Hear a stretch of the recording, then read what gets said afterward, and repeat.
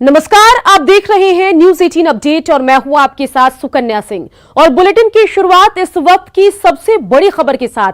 बड़ी खबर बांका से, जहां करोड़ों की लागत से बना पुल ध्वस्त हो गया। बधुआ नदी पर बने पुल का एक पाया धंसा है। बांका को मुंगेर जिले से ये पुल जोड़ने का काम कर रहा था, लेकिन अभी खबर आ रही है कि ये पुल ध्वस्त हो गया है। बता दें कि इस पुल को बनाने में करोड़ों की लागत आई थी। बधुआ नदी पर यह पुल बना हुआ था और इसका एक पाया धंसा, उसके बाद ये पुल ध्वस्त हो गया। बांका को मुंगेर जिले से ये पुल जोड़ा करता था, लेकिन अब इस पुल के ध्वस्त होने की खबर आ रही है। तो इस वक्त की बड़ी खबर आपको बांका से बता रहे हैं, जहां करोड़ों की लागत से बना पुल ध्वस्त हुआ है। अगली बड़ी खबर झारखंड के गोड्डा से है, जहां के सुंदर पहाड़ी थाना क्षेत्र में एक नाबालिग दिव्यांग बच्ची के साथ गैंगरेप की घटना सामने आई है। हाट से घर लौटने के दौरान शनिवार की शाम पड़ोसी गांव के 4 युवकों पर उसके साथ गैंगरेप का आरोप लगा है। इस मामले की जानकारी जब सुंदर पहाड़ी थाने को दी गई तो पीड़ित को इंसाफ की जगह थानेदार ने मामले को रफा दफा करने की कोशिश की। थाने से जब इंसाफ नहीं मिला तो परिजनों ने एसपी से न्याय की गुहार लगाई। एसपी की गैरहाजिरी में एसडीपीओ को मामले की जानकारी दी गई, तब जाकर मामला दर्ज किया गया और अब पुलिस मामले की जांच में जुटी है। कुछ बोलने नहीं दिया कि तुम कुछ नहीं बोलना, ज़्यादा बोलेगा तुमको हम लोग मार देंगे। उसका पिताजी डर से कुछ नहीं बोला। कुछ नहीं बोलने के बाद उन लोगों को बंद करके रखा और बड़ा वो क्या फैसला किया क्या नहीं किया कुछ नहीं रहे। 7 बजे लोगों को छोड़ दिया और बच्चिया का आधार कार्ड लेके नहीं दिया। तुम कहीं केस उस करेगा तुमको जान से मार देंगे। इसलिए आज एसपी साहब के पास आए हैं क्या? एसपी साहब के यहाँ आए हैं और उसका पिताजी, लड़की का पिताजी डर से काले से फिरार है और उनका माँ आई है केस दर्ज करने के लिए बच्ची को लेकर। दरभंगा पुलिस विभाग में कास्टिंग काउच का सनसनीखेज मामला सामने आया। यहां एक महिला पुलिसकर्मी ने दरभंगा आईजी दफ्तर में तैनात एक पुलिस अधिकारी शुभ कारण ओझा पर गंभीर आरोप लगाया है। महिला पुलिसकर्मी ने अपनी लिखित शिकायत में कहा है कि उनके दफ्तर में तैनात पुलिस अधिकारी शुभ करण ओझा ने न सिर्फ उनके साथ अश्लील हरकत की, बल्कि शिकायत करने पर अंजाम भुगतने की धमकी भी दी गई। साथ ही महिला पुलिसकर्मी ने एक रागिब नाम के सहकर्मी पर भी धमकी देने और प्रताड़ित करने का आरोप लगाया है। मामला सामने आते ही आईजी ने पूरे मामले की जांच एसएसपी को करने का आदेश दिया है, जिसके बाद न सिर्फ पुलिस विभाग में खलबली है, बल्कि पूरे मामले की जांच दरभंगा के एसएसपी बड़ी गंभीरता के साथ शुरू कर चुके हैं। गिरिडीह में देवरी थाना क्षेत्र के जमखोखरो गांव में हाई वोल्टेज तार गिरने से कई घरों में आग लग गई। वहीं तार की चपेट में आने से कई लोग बाल बाल भी बचे। घटना आज सुबह की है। गांव में हाई वोल्टेज तार के गिरते ही आग लग गई और इस आग ने कई घरों को अपनी चपेट में ले लिया। काफी मशक्कत के बाद आग पर काबू पाया जा सका। ग्रामीणों का आरोप है कि जर्जर तार की वजह से यह हादसा हुआ।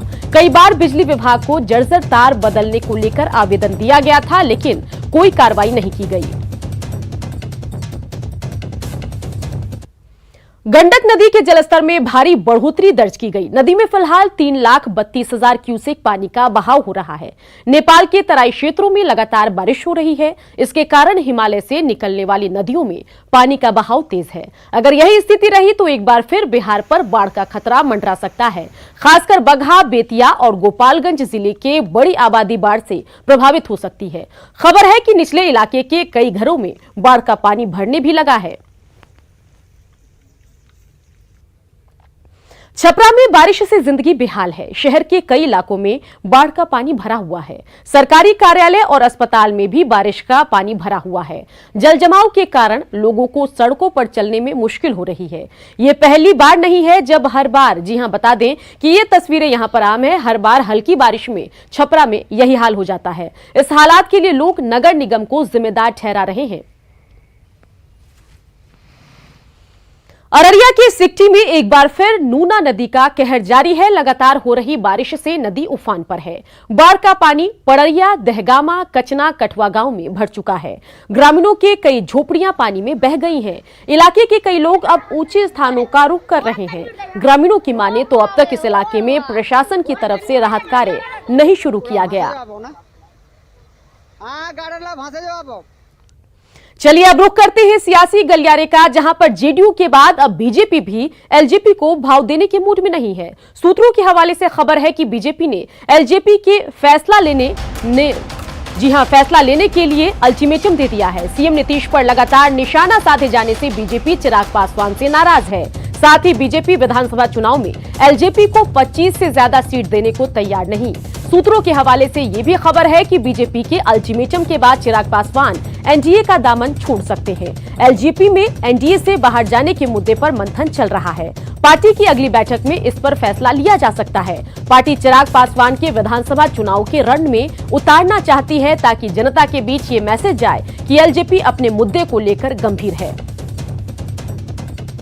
तो एलजेपी से जुड़ी अगली खबर यह है कि एलजेपी 143 सीटों पर चुनाव लड़ने की तैयारी कर रही है। चिराग पासवान सीतामढ़ी या जमुई के किसी विधानसभा क्षेत्र से चुनाव लड़ सकते हैं। सूत्र ये भी बता रहे हैं कि एनडीए से समझौता नहीं होने की सूरत में चिराग पासवान मां सीता की जन्मस्थली सीतामढ़ी से चुनाव लड़ सकते हैं।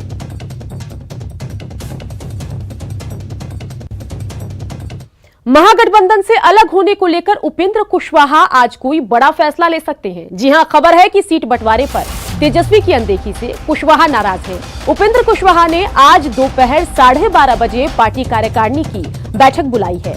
बैठक में गठबंधन से अलग होने और नए विकल्प पर चर्चा हो सकती है। बता दें कि उपेंद्र कुशवाहा हाल ही में तेजस्वी से मिले थे।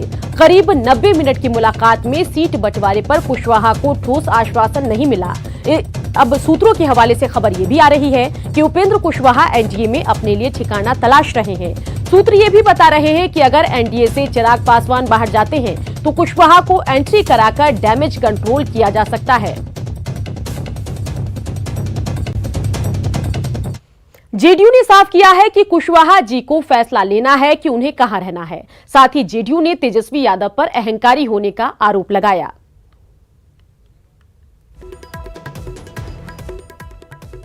होता है वो राष्ट्रीय जनता दल के साथ नहीं रह सकता है। तेजस्वी यादव जी अहंकारी हो गए हैं। इनको तो पिताजी लालू यादव जी से के विरासत से इनको राजनीति में आए हैं। इनको तो न कार्यकर्ताओं का दर्द है, न जो लॉयलाइज है उसका दर्द है। ये समझ रहे हम अकेले चुनाव को जीत कर बैतरनी पार कर जाएंगे। तो यहाँ तो सम्मान मिलता नहीं। जीतन राम मांझी भी अलग हो गए, अब उपेंद्र कुशवाहा जी जा रहे हैं। अब देखिए और कौन कौन अलग होते हैं, आने वाला समय बताएगा।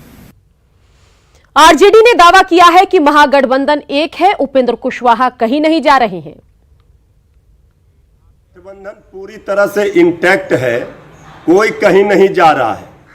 हमारे विरोधियों की घबराहट और छटपटाहट इसलिए है कि एनडीए में आग लगी हुई है। महागठबंधन का तो दायरा बढ़ता जा रहा है। समाजवादी पार्टी ने अपना समर्थन दिया तेजस्वी यादव जी को मुख्यमंत्री बनाने के लिए। सभी वामपंथी पार्टियां महागठबंधन में आ रही हैं। तो महागठबंधन में तो जनता का सैलाब जुड़ रहा है। उपेंद्र कुशवाहा पर बीजेपी का बयान, आरजेडी अपने सहयोगियों को जलील कर रही है। जी हां, उपेंद्र कुशवाहा पर बीजेपी ने बयान दिया है और कहा है कि आरजेडी अपने सहयोगियों को जलील कर रही है। कुशवाहा और सहनी को सैंडविच बना दिया गया है। आरजेडी कांग्रेस टॉस टॉस खेल रही है।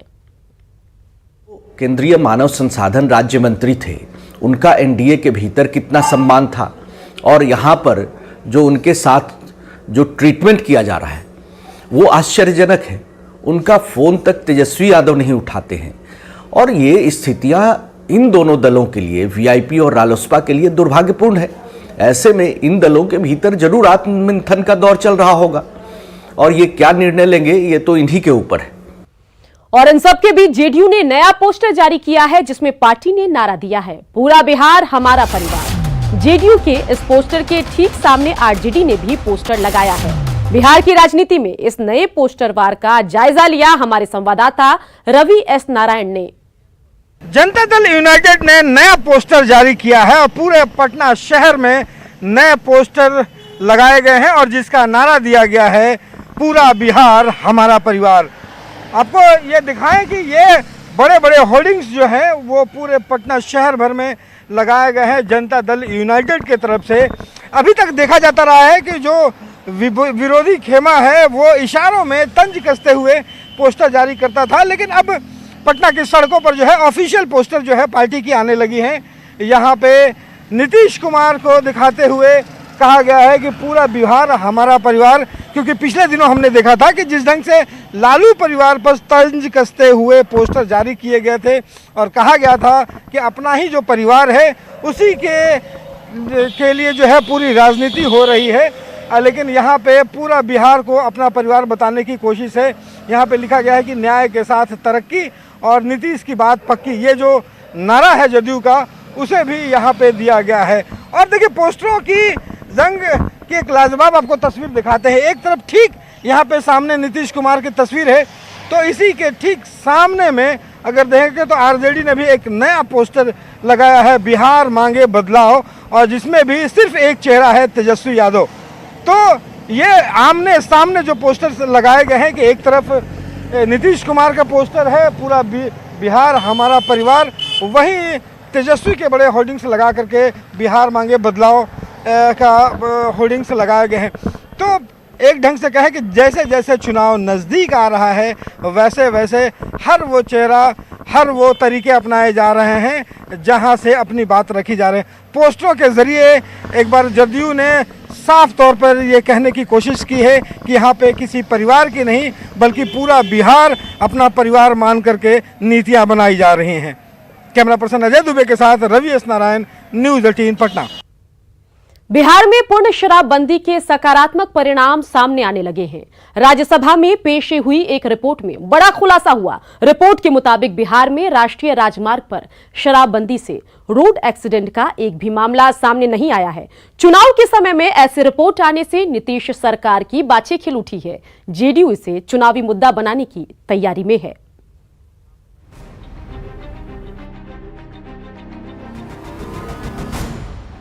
बिहार में 2016 में मुख्यमंत्री नीतीश कुमार द्वारा लागू की गई पूर्ण शराबबंदी के सकारात्मक परिणाम सामने आने लगे हैं। राज्यसभा में पेश हुई एक रिपोर्ट में ये खुलासा हुआ कि साल 2019 में बिहार में नेशनल हाईवे पर शराब पीकर वाहन चलाने से एक भी सड़क दुर्घटना नहीं हुई।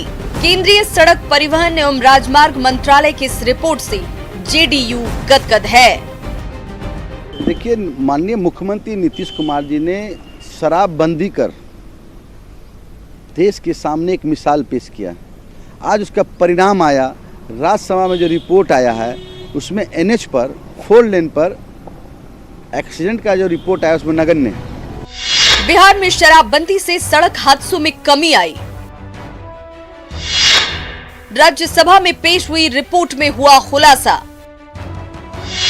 2019 में एनएच पर एक भी एक्सीडेंट नहीं। देश में भी इस साल रोड एक्सीडेंट्स में कमी आई। जनवरी से जून के बीच 35% रोड एक्सीडेंट्स में कमी। सड़क दुर्घटना से मरने वालों की संख्या में 30% की कमी आई। बिहार में पूर्ण शराबबंदी के कारण रोड एक्सीडेंट में कमी आई है। इस कमी से जेडीयू की पार्टनर बीजेपी भी खुश है। वहीं जिस महागठबंधन की सरकार में सीएम रहते नीतीश कुमार ने ये निर्णय लिया था, उसकी बड़ी पार्टनर आरजेडी इसे चुनावी प्रोपोगेंडा करार दे रही है। पार्टी का कहना है कि जब चुनाव सिर पर हैं, तो सबको बिहार याद आ रहा है। शराबबंदी से बिहार में एक मील का पत्थर साबित हुआ और बिहार के अंदर जो शराबबंदी लागू हुई उसके चारों तरफ से एक पॉजिटिव परिणाम आया कि एक्सीडेंटल कम हुआ, एक्सीडेंट्स कम हुए, डेथ केसेस कम हुए, पारिवारिक हिंसा कम हुई और ये बहुत अच्छी पहल है। अभी तो चुनाव सर पर आ गया तो सब जगह नंबर 1 बिहार दिखा रहा है। सोने से लेकर के उठने से लेकर के हर समय अभी डबल इंजन की सरकार को बिहार याद आ रही है। बाकी तो राज्यसभा का रिपोर्ट संदेहास्पद है। मुख्यमंत्री नीतीश कुमार के द्वारा 2016 में लिया गया पूर्ण शराबबंदी का निर्णय वाकई सराहनीय कदम था। धीरे धीरे इसके सकारात्मक परिणाम भी सामने आ रहे हैं। हालांकि पूर्ण शराबबंदी के बाद बिहार में शराब नहीं मिल रहा या शराब माफियाओं का राज खत्म हो गया, ये कहना बेमानी होगा। जहां तक इसे चुनावी मुद्दा बनाने की बात है, तो ये आने वाला वक्त ही बताएगा कि एनडीए को इसका कितना फायदा मिल पाता है। न्यूज़ 18 के लिए पटना से संजय की रिपोर्ट। गिरिडीह के बनियाडीह में सीसीएल का कोक प्लांट पिछले 19 साल से बंद पड़ा है और इसे चालू करने की दिशा में कोई पहल नहीं हो रही है। कोक प्लांट बंद होने से करीब 800 मजदूर बेरोजगार हो गए हैं। वहीं बंद पड़े कोक प्लांट पर अब चोरी ही की, जी हां, अब चोरों की नजर है और पूरे मामले में सीसीएल प्रबंधन की लापरवाही सामने आ रही है। सीसीएल प्रबंधन से चोरी की शिकायत की जाती है, लेकिन आज तक एक बार भी मामला दर्ज नहीं कराया गया। कुछ यूनियन के नेताओं इसको बंद कराने का काम किया है और इससे यहाँ के बेरोजगार जितने भी जो पहले इसमें कैजुअल के तौर पर काम करते थे, आज वो लोग में बेरोजगार हैं।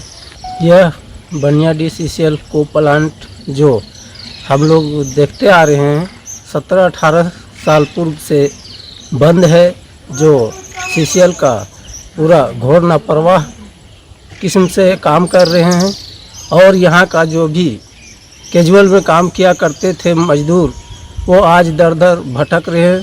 करीब 19 साल हो गया। यहाँ क्या होता था? हटकोर बनता था, अलकतरा, चिप, गंधक, डिस्टी वाटर, तेजाब, डीजल तेल, सब कुछ यहाँ बनता था। कितने लोग यहाँ रोजगार मिलता था? बहुत था यहाँ पर, करीबन मैंने 300-400 से ज़्यादा। सीसीएल प्रबंधन की उदासीनता के कारण लगभग 800 मजदूरों को रोजगार देने वाला यह कोक प्लांट पिछले 19 वर्षों से बंद पड़ा है।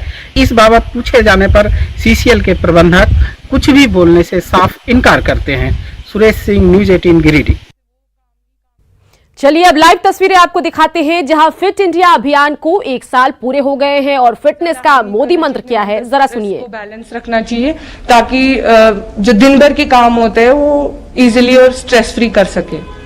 ठीक है, आजकल बच्चे फिजिकल एक्टिविटीज में शामिल होने के बजाय 24 घंटे स्क्रीन के सामने ही ज्यादा समय बिताते रहते हैं। प्रत्येक राज्य में फिट रहने की अपनी स्थानीय परंपरा रही है। आपने तो बचपन अपना, भले आज इस फुटबॉल को लेकर के आप मुंबई में आप काफी कुछ समय बिताती हैं, लेकिन हर एक राज्य की अपनी एक विशेषता होती है फिटनेस की। कश्मीर में वेदर भी हमेशा अनुकूल नहीं होता है, बहुत ही विपरीत रहता है। तो ऐसे में आप वहां की कौन सी ऐसी पारंपरिक चीजें हैं जो वहां के बच्चों के जीवन में, क्योंकि मैंने देखा है खेलकूद में कश्मीर के बच्चे शानदार है जी, अद्भुत है। ये नेचुरल फिटनेस में वहां क्या ऐसे तौर तरीके हैं? मोस्टली हम एक हाई एल्टीट्यूड पे रहते हैं, तो यहाँ पे जो ब्रीथिंग का जो प्रॉब्लम होता है, जब हम बाहर जाते हैं दूसरे स्टेट्स में खेलने जाते हैं तो हमें वो ब्रीदिंग प्रॉब्लम नहीं होता। हमारा स्टेमिना जो होता है वो बहुत ही ज्यादा अच्छा होता है उस लेवल के लिए जो हम यहाँ पे ट्रेनिंग करते हैं। और मैं वैली से बिलोंग करती हूँ, सब बोलते हैं पैराडाइज ऑन अर्थ है, तो डेफिनेटली पूरे चारों तरफ हमारी ग्रीनरी होती है जो हमें बहुत हेल्प करती है ब्रीथ करने में, हमें फ्रेश एयर मिलती है। That's very important for to breathe, कि हमें फ्रेश एयर मिलनी चाहिए, तो वो बहुत हेल्प करती है। और हमारे जो माउंटेन्स है, ऑल हमारे जो सराउंडिंग है माउंटेन से भरे पड़े हैं, तो डेफिनेटली उन चीज़ों से हमें बहुत हेल्प मिलती है। डेफिनेटली यहाँ पे ट्रैकिंग का बहुत ज़्यादा, बच्चे ट्रैकिंग को बहुत दिलचस्पी लेते हैं ट्रैकिंग में, क्योंकि माउंटेन्स है, उन चीज़ों से हमें बहुत हेल्प मिलता है। और हमारी जो मोस्टली जो होती है मन की शांति के लिए नेचर होना बहुत ज़रूरी है। अफसाना, आपको बहुत शुभकामनाएं और आप देश का भी नाम रोशन कीजिए और हमारे कश्मीर का नाम भी रोशन कीजिए। बहुत बहुत बधाई आपको। Thank you so much sir. आइए मिलिंद जी से बात करते हैं।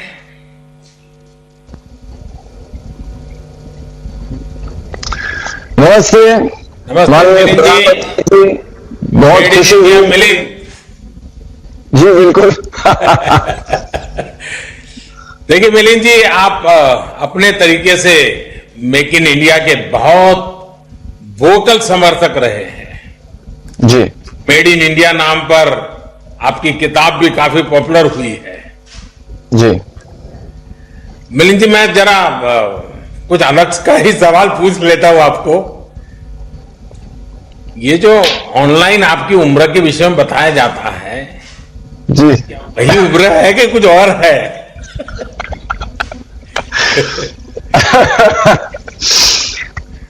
लोग मेरे हिसाब से पहली बात तो मैं ये कहना चाहूंगा, ये फिट इंडिया मूवमेंट जो बनाया गया है ये तो बहुत जरूरी है और बहुत ही अच्छा काम कर रही है।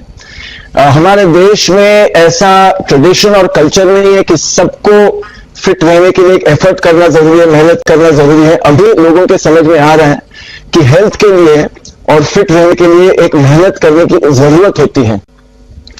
तो दिस इज ये तो बहुत ही अच्छी बात है जो फिट इंडिया मूवमेंट फैला रही है। जो आपने मुझे क्वेश्चन पूछा, तो बहुत लोग मुझे पूछते हैं कि आपकी उम्र अभी 55 साल की है, तो मैं उनसे कहता हूं, और आप इतने मतलब आयरन मैन किया है, अल्ट्रामैन किया, मैराथन दौड़ते हैं, 100 किलोमीटर दौड़ते हैं, 400-500 किलोमीटर दौड़ते हैं। 2012 में मैं दिल्ली से बॉम्बे भी दौड़ा था। तो लोग पूछते हैं कि इतनी उम्र में आप ये कैसे कर सकते हो? तो मैं उनसे कहता हूं कि मेरी मां है, 81 साल की है अभी, तो वो जो कर सकती है वो मैं सोचता हूं जब मैं उनकी उम्र तक पहुंचूंगा मुझे वैसा बनना है। तो मेरी मां एक मिसाल है वैसे मेरे लिए भी और बहुत सारे लोगों के लिए भी। और मैं सोचता हूं कि हम भूल गए हैं कि नॉर्मल क्या है, फिटनेस जो चीज है वो हमारे नॉर्मल क्या है। हम सब जानते हैं कि हमारे जो पूर्वज थे, हमारे दादाजी थे, उनके दादाजी थे, वो कितने फिट थे। वो चलते थे, 40 किलोमीटर चलते थे, 50 चलते थे। आज भी औरतें पानी लेने के लिए 40-40 किलोमीटर चलती हैं, अपना काम करती है, वो खेती में काम करती है। लेकिन शहरों में या जहां तक टेक्नोलॉजी फैल गई है, अभी इलेक्ट्रिसिटी है सबके पास, अभी सबके पास टेक्नोलॉजी है, इंटरनेट है, तो हम बैठते हैं और जितना हम बैठते हैं उतनी हमारी शक्ति कम हो जाती है, हमारा फिटनेस कम हो जाता है। तो जो नॉर्मल है एक इंसान के लिए कि कितना फिट रहना चाहिए नॉर्मली, कि 100 किलोमीटर आराम से कोई भी दौड़ सकता है। और फिट इंडिया अभियान को 1 साल पूरे हो गए हैं और इस पर प्रधानमंत्री क्या कुछ कह रहे थे वो आपने सुना। और इसी के साथ बुलेटिन में इतना ही, लेकिन बिहार झारखंड की खबरों के लिए आप देखते रहिए News 18 बिहार झारखंड।